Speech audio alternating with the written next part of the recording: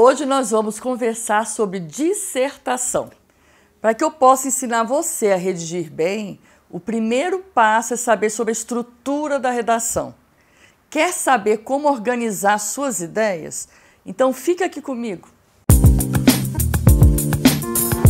Olá, seja bem-vindo ao canal Português Digital. Este canal foi criado para ensinar você a aprender português definitivamente.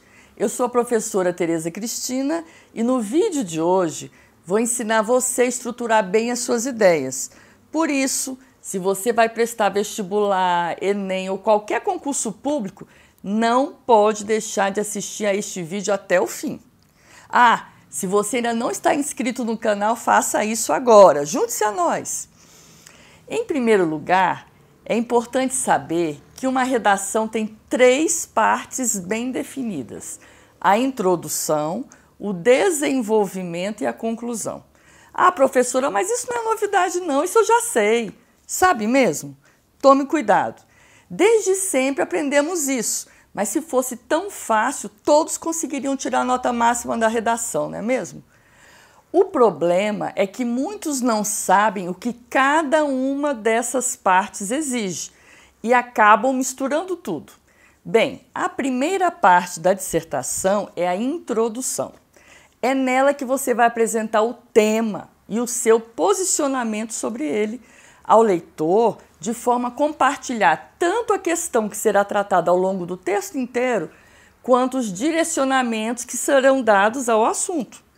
É como se a introdução fosse um pequeno resumo do que será tratado na sua redação. Por isso, se você souber iniciar bem um texto, já fará uma grande diferença. Em primeiro lugar, você apresentará sua tese.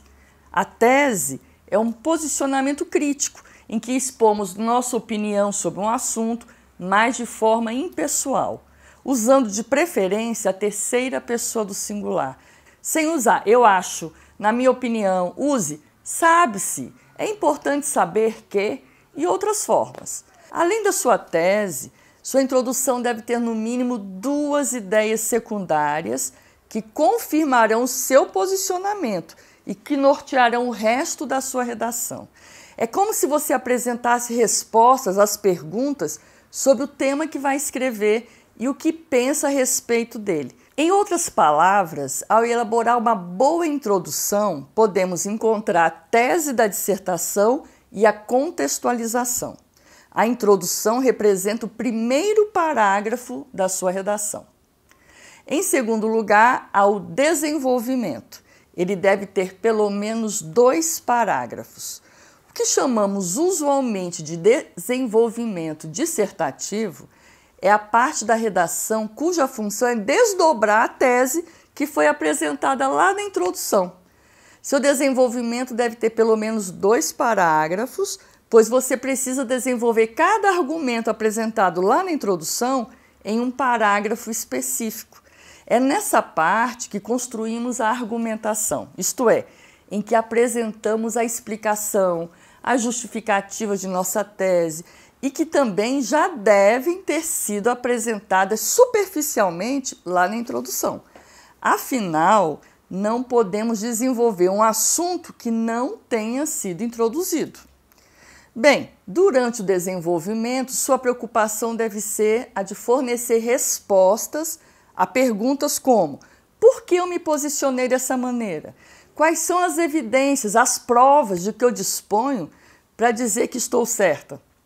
Bem, você pode escolher várias formas de desenvolvimento para comprovar sua tese e convencer seu leitor.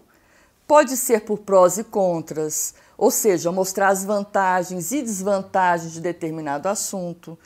Pode usar a enumeração de ideias, pode indicar as causas e consequências.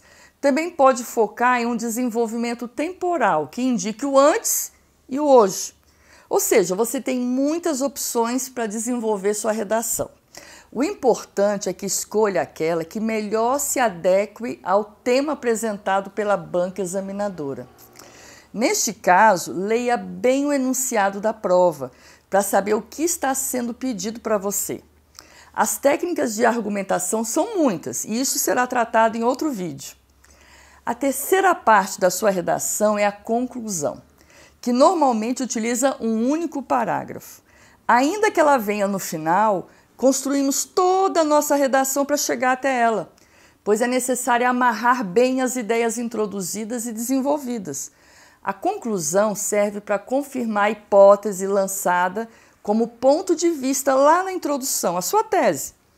Uma conclusão bem feita ganha uma banca examinadora.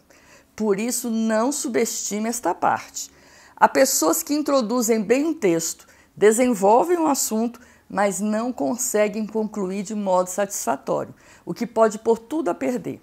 A conclusão, portanto, tem por função apresentar soluções realistas para os aspectos problemáticos relativos ao que foi abordado.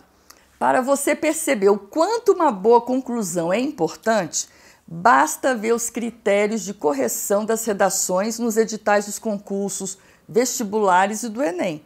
No Enem, dos 1000 pontos válidos, só a conclusão vale 200 pontos.